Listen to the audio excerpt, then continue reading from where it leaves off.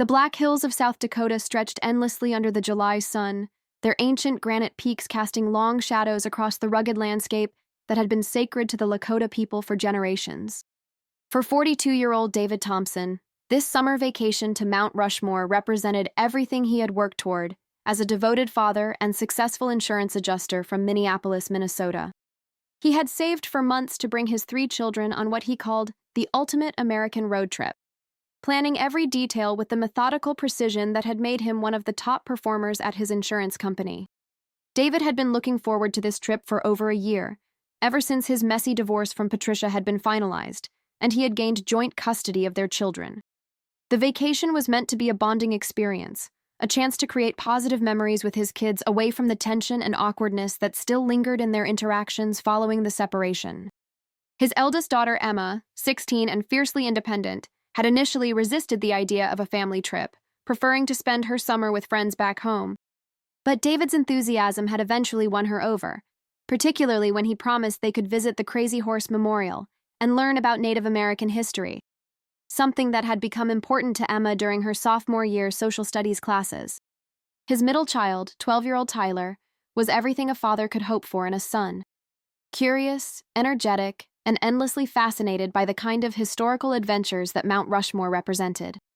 Tyler had spent weeks before the trip reading library books about the monument's construction, memorizing facts about Gutzon Borglum's artistic vision and the engineering challenges of carving faces into solid granite. He carried a small notebook everywhere, documenting interesting facts and asking detailed questions that sometimes stumped even the museum guides.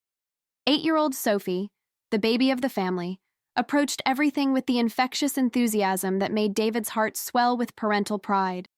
She had been excited about the trip from the moment he first mentioned it, asking countless questions about whether they would see real cowboys and if the stone presidents could talk. Her innocent wonder at the world around her reminded David why he had fought so hard for joint custody.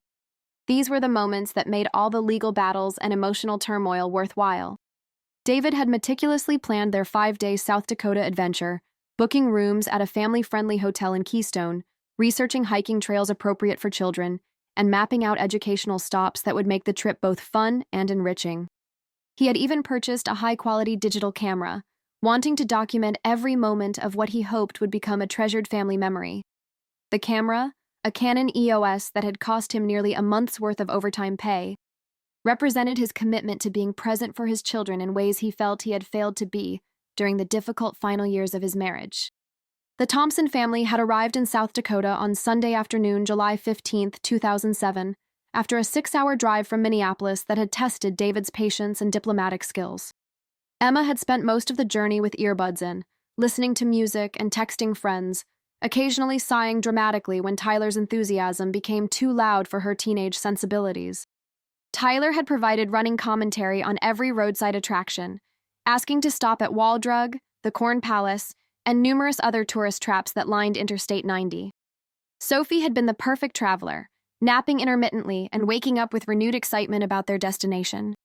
Their first 2 days had been everything David had hoped for and more. They had taken the Presidential Trail, exploring the base of the monument and learning about the construction process that had taken 14 years to complete. Tyler had been fascinated by the dynamite techniques used to remove tons of granite, while Sophie had been more interested in the chipmunks and mountain goats that inhabited the area around the monument. Emma, despite her initial reluctance to appear interested, had been genuinely engaged by the stories of the workers who had risked their lives creating the monument during the Great Depression. They had visited the sculptor's studio, where David had taken dozens of photographs of his children, posing with the various tools and models used in the monument's creation. Emma had surprised him by asking thoughtful questions about the artistic process, while Tyler had peppered the park ranger with technical questions about the carving techniques. Sophie had been content to touch everything she was allowed to touch, marveling at the smooth granite samples and the heavy tools that had shaped one of America's most recognizable landmarks. On Tuesday evening, they had attended the evening lighting ceremony, watching as floodlights illuminated the 4 presidential faces against the darkening sky, while a park ranger narrated the history of each president represented on the monument. David had felt a profound sense of satisfaction watching his children's faces reflect the wonder and patriotic pride that the monument was designed to inspire.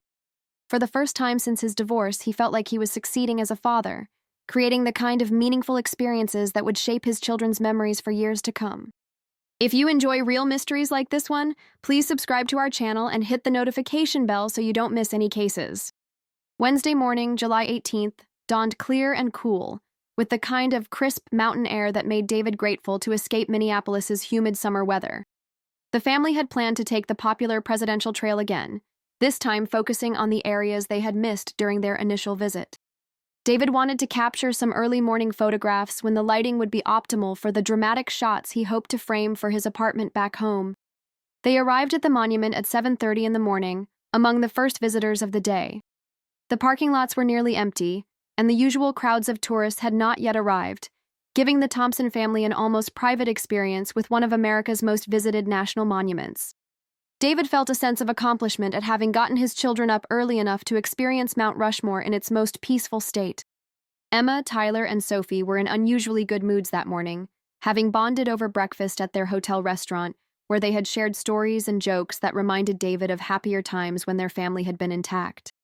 Even Emma seemed to have shed some of her teenage cynicism, laughing at Tyler's impressions of the park rangers they had met and helping Sophie identify different types of birds in the trees around their hotel. David suggested that the children explore the lower viewing areas while he hiked up to a higher vantage point to capture some panoramic shots of the monument with his new camera. He had scouted the location the previous day and knew it would provide the perfect angle for the kind of professional quality photographs he hoped to display in his new apartment. The hike would take approximately 30 minutes each way, and he planned to be back within an hour and a half. At 8:15 that morning, David Thompson kissed each of his children goodbye, reminding them to stay together and meet him back at the main visitor center by 10 o'clock. Emma, as the eldest, was put in charge of watching her younger siblings, a responsibility she accepted with the maturity that occasionally surprised her father. Tyler promised to keep track of time using the digital watch David had given him for his birthday, while Sophie hugged her father's leg and made him promise to take pictures of any animals he might see during his hike. What happened next would shatter 3 young lives, perplex investigators across multiple jurisdictions, and create one of the most enduring unsolved mysteries in the history of America's national park system. David Thompson never returned to the visitor center that morning. He never came back down from his solo photography hike. According to extensive searches conducted over the following days, weeks, and months, David Thompson simply vanished somewhere in the rugged terrain surrounding Mount Rushmore National Memorial. The first sign that something was wrong came at 10:15 when Emma began looking for her father near the visitor center entrance. David was habitually punctual, a trait that had served him well in his insurance career and had become even more pronounced since his divorce, when he felt the need to prove his reliability as a single parent. Emma knew that her father would never be late without explanation, especially when responsible for his children in an unfamiliar location. By 10:30, Emma's concern had escalated to genuine worry. She approached a park ranger named Stephen Martinez, a 20-year veteran of the National Park Service who had seen enough family emergencies to recognize when a situation required immediate attention. Martinez later recalled that Emma's composure impressed him. Despite her obvious anxiety, she provided clear, detailed information about her father's planned route and expected return time. Tyler and Sophie, initially oblivious to the developing crisis, gradually became aware that something was seriously wrong when Emma's questions to park personnel became more urgent and frequent. Tyler, with his methodical nature inherited from his father, began retracing their morning activities, trying to remember every detail of their father's departure and his stated intentions for the photography expedition. Martinez immediately contacted the park's emergency response team and began coordinating what would become one of the most extensive search operations in Mount Rushmore's history. The initial response team included park rangers, local law enforcement, and volunteers from the Pennington County Search and Rescue Organization, all mobilizing within 2 hours of David's reported absence. The search began with David's intended route, a moderately difficult trail that led to elevated viewing positions popular with serious photographers. The trail was well maintained, but included several challenging sections where hikers needed to navigate rocky terrain and steep inclines. Search teams found David's footprints in soft soil near the trailhead, confirming that he had indeed begun his planned hike that morning. 3 hours into the search, rescue teams made their first significant discovery. David's expensive Canon camera was found approximately 2 miles up the trail, lying beside the path in a position that suggested it had been dropped or placed there deliberately.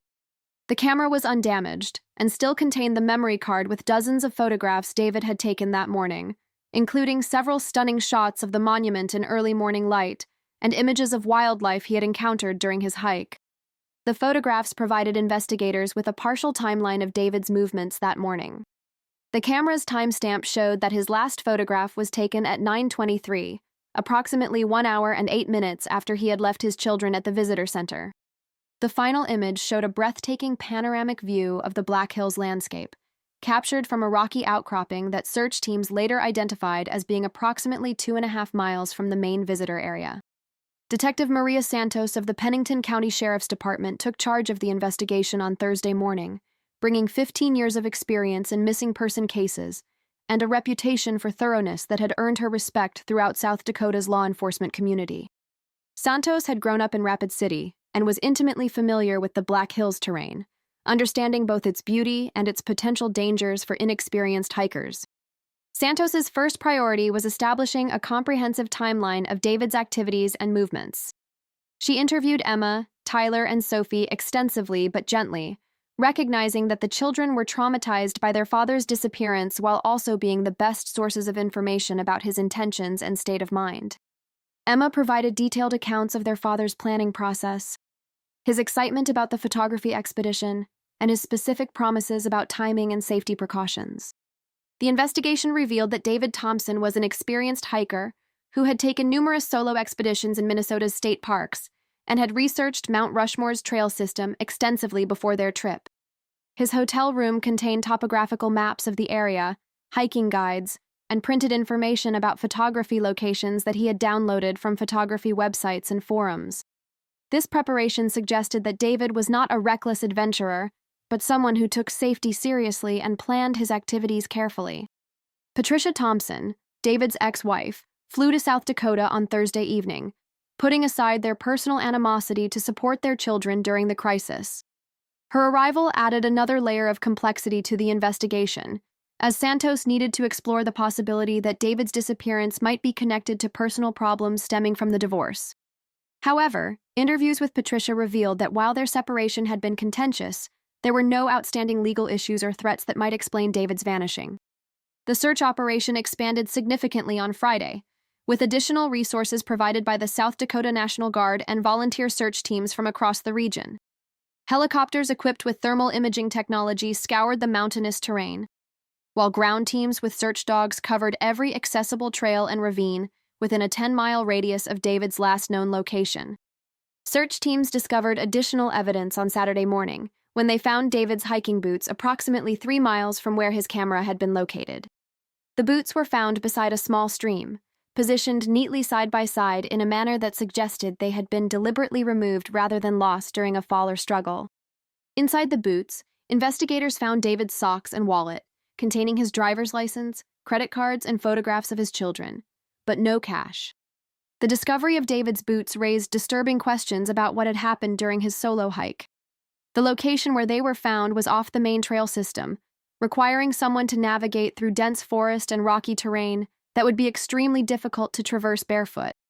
Detective Santos consulted with experienced mountain climbers and park rangers, all of whom agreed that the boots' location and condition suggested human involvement rather than an accident or animal attack. 1 week after David's disappearance, the investigation had generated numerous theories but few concrete answers. The search operation had covered over 100 square miles of rugged terrain, interviewed dozens of witnesses, and analyzed every piece of physical evidence, but David Thompson remained missing without any clear indication of what had happened to him. The case attracted national media attention, particularly after Patricia Thompson appeared on several morning television shows, pleading for information about her ex-husband's disappearance. The story resonated with parents across the country who could imagine the horror of being separated from their children in such circumstances. Cable news networks featured experts discussing hiking safety and the challenges of search operations in mountainous terrain. Emma, Tyler, and Sophie returned to Minneapolis with their mother, beginning what would become years of therapy and counseling to help them process their father's disappearance. Emma, in particular, struggled with guilt about not insisting on accompanying her father on his photography expedition, despite reassurances from family and counselors that she bore no responsibility for what had happened. The Mount Rushmore case remained active throughout 2008, with periodic search efforts focusing on areas that had been inaccessible during the initial investigation. Detective Santos continued following leads and interviewing potential witnesses, but the case gradually transitioned from an active rescue operation to a cold case investigation as months passed without any new developments. In 2009, the case received renewed attention when a hiker found what appeared to be fragments of David's clothing near a remote area of the Black Hills National Forest, approximately 15 miles from Mount Rushmore. However, DNA testing proved inconclusive, and the location's distance from David's known route raised questions about how the items had arrived there. The Thompson children grew up in the shadow of their father's mysterious disappearance, each dealing with the trauma in different ways. Emma became involved in missing person advocacy organizations during her college years, using her experience to help other families navigate the complex emotions and practical challenges of having a missing loved one. Tyler channeled his analytical nature into studying criminal justice, eventually earning a degree in forensic science with the stated goal of helping solve cases like his father's. Sophie, who had been too young to fully understand what had happened at the time, struggled most with the absence of closure. As she grew older and began to comprehend the magnitude of their loss, she became determined to find answers about her father's fate. Researching the case obsessively and maintaining contact with law enforcement officials who had worked on the investigation. The case was reviewed multiple times between 2010 and 2020, with each review incorporating new forensic technologies and investigative techniques. Advanced DNA analysis was performed on all physical evidence, ground-penetrating radar was used to search areas where remains might be buried, and digital enhancement techniques were applied to security camera footage from the monument and surrounding businesses. In 2015, the FBI's Behavioral Analysis Unit created a profile of potential suspects, focusing on individuals who might have been present in the Mount Rushmore area during July 2007 and who had the knowledge and opportunity to intercept David during his solo hike. The profile suggested that David's disappearance was likely the result of an encounter with someone familiar with the local terrain who had planned the encounter rather than a random crime of opportunity. The investigation took a dramatic turn in August 2023, 16 years after David Thompson's disappearance, when a Mount Rushmore tour guide named Rebecca Harrison made a discovery that would finally provide answers to the questions that had haunted the Thompson family for over a decade and a half. Harrison, a 38-year-old former park ranger who had been working as a private tour guide for 5 years, was leading a group of photographers to a remote viewing area when she noticed something unusual protruding from beneath a fallen tree. The location was approximately 4 miles from the main visitor area, in a section of terrain that had been searched multiple times during the original investigation, but had been altered by years of weather, erosion, and natural forest changes. Using tools from her emergency kit, Harrison carefully excavated around the object and discovered what appeared to be human skeletal remains wrapped in deteriorated fabric. The remains were positioned in a shallow depression that had been covered by rocks and forest debris, suggesting deliberate concealment rather than natural burial by environmental factors. Harrison immediately contacted the National Park Service and law enforcement, triggering a comprehensive investigation that would involve federal agents, state investigators, and forensic specialists from across the region. The discovery site was secured and processed using the most advanced techniques available, with every piece of evidence carefully documented and preserved for analysis. Dr. Jennifer Walsh, the state's chief medical examiner, conducted a thorough analysis of the remains and determined that they belonged to David Thompson.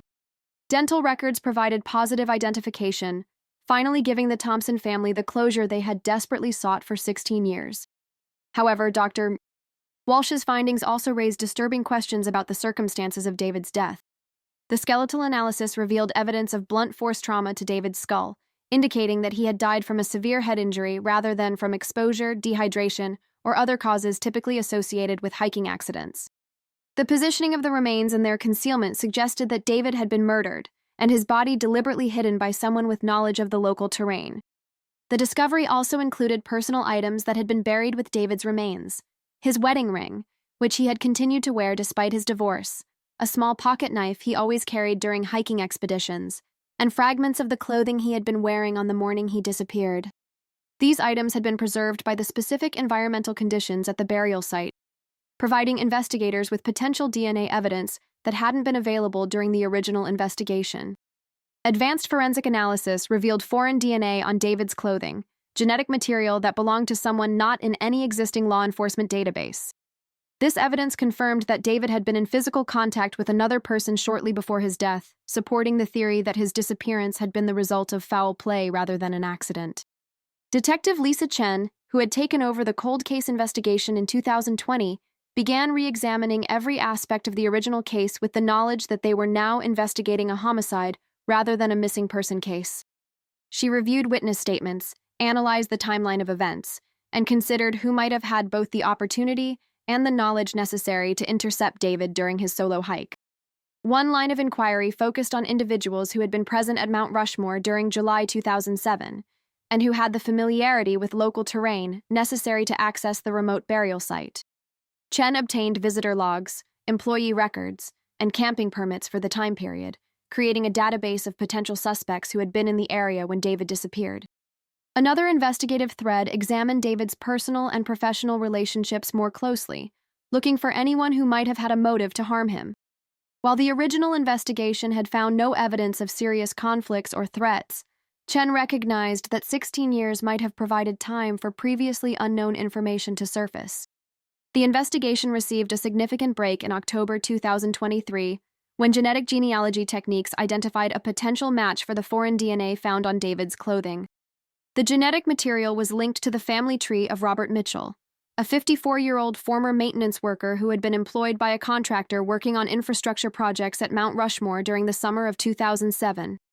Mitchell's employment records showed that he had been working on trail maintenance and facility repairs during July 2007, giving him intimate knowledge of the park's terrain and access to areas that were typically restricted to authorized personnel.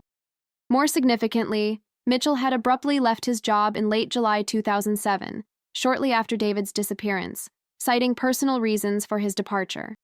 When investigators approached Mitchell at his current residence in Wyoming, his reaction immediately raised suspicions. Rather than expressing surprise or confusion about their inquiry, he asked whether they had found everything and seemed resigned to being questioned about events from 16 years earlier. His demeanor suggested familiarity with the case and possible guilt about his involvement. Confronted with the DNA evidence and his connection to Mount Rushmore during the relevant time period, Mitchell eventually provided a confession that explained what had happened to David Thompson during his solo photography expedition in July 2007. According to Mitchell's statement, he had encountered David while working on trail maintenance in a remote area and had become convinced that David was documenting security vulnerabilities for potential criminal purposes. Mitchell claimed that David had been photographing restricted areas and asking questions about access points and security procedures, behavior that Mitchell interpreted as reconnaissance for a possible theft or vandalism plot. He said that when he confronted David about his activities, an argument ensued during which he struck David with a maintenance tool, causing the fatal head injury. The confession revealed that Mitchell had panicked after realizing David was dead, deciding to hide the body rather than report the incident to authorities. He had buried David's remains in the remote location where they were eventually discovered, believing that the area would never be thoroughly searched due to its distance from established trails. Mitchell's confession also explained other evidence from the original investigation, including why David's camera and boots had been found in different locations. According to Mitchell, he had moved these items to various spots to create confusion and misdirect search efforts away from the actual burial site. In December 2023, Robert Mitchell pleaded guilty to manslaughter in the death of David Thompson and was sentenced to 25 years in federal prison. While the conviction provided legal justice for David's murder, it also brought a mixture of closure and renewed grief to the Thompson family, who had spent 16 years hoping that David might still be alive somewhere. Emma Thompson, now 32 and working as a victims' rights advocate, spoke at Mitchell's sentencing hearing about the devastating impact her father's disappearance had on their family. She described the years of uncertainty, false hope, and gradual acceptance of loss that had shaped her siblings' childhoods and young adult lives. Tyler Thompson, who had become a forensic investigator partly inspired by his father's case, expressed gratitude to the law enforcement officers who had never given up on finding answers. He emphasized that while the conviction couldn't bring back their father, it prevented Mitchell from potentially harming other families and provided the truth they had needed to begin genuine healing. Sophie Thompson, now 24 and working as a social worker helping children cope with trauma, reflected on how their father's disappearance had influenced her career choices and commitment to helping others navigate difficult circumstances. She described feeling a sense of completion that had been absent throughout her childhood and adolescence. The resolution of David Thompson's case led to enhanced security measures at Mount Rushmore and other national monuments, including improved background checks for contractors and better coordination between different agencies working within park boundaries. The case also highlighted the importance of preserving evidence and maintaining active investigations, even when cases appear unsolvable. Rebecca Harrison, the tour guide whose discovery finally solved the case, was recognized by the National Park Service for her diligence and commitment to public safety. Her willingness to investigate an unusual observation and immediately contact authorities demonstrated the important role that trained professionals play in protecting park visitors and maintaining the integrity of these important public spaces. The David Thompson case became a study in the importance of persistence in cold case investigations and the potential for new technologies to provide answers even decades after crimes occur. It demonstrated how genetic genealogy and advanced forensic techniques can breathe new life into cases that once seemed impossible to solve. For the Mount Rushmore community, David's story served as a reminder that even in places of natural beauty and national significance, evil can intrude on innocent activities and shatter families without warning. The case led to increased awareness among visitors about personal safety and the importance of sharing itinerary information with others when exploring remote areas. David Thompson's legacy lives on through his children's commitment to helping others and their determination to honor his memory by making positive contributions to their communities. The family established a scholarship fund for children who have lost parents to violent crime, ensuring that their father's tragic death would contribute to helping other young people overcome adversity and pursue their educational goals. The morning sun still rises over the Black Hills of South Dakota, still illuminates the granite faces of Mount Rushmore, with the dramatic lighting that attracts photographers from around the world. But now, when visitors explore the trails and viewing areas around the monument, some remember David Thompson, a devoted father whose desire to capture beautiful memories for his children led him into an encounter with violence that would remain hidden for 16 years. Justice delayed is not justice denied, and David's case proves that truth has a way of eventually surfacing, even when carefully concealed in remote locations by those who believe their crimes will never be discovered. His family's 16-year journey from devastating loss to painful closure serves as both a tragedy and a testament to the enduring power of love, hope, and the commitment of dedicated investigators who refuse to abandon victims or their families. The Black Hills continue to attract millions of visitors each year, people seeking the same kind of meaningful experiences and family memories that David Thompson hoped to create with his children. His story reminds us that while we cannot control the evil that exists in the world, we can choose to honor victims by seeking truth, supporting their families, and working to prevent similar tragedies from occurring in the future.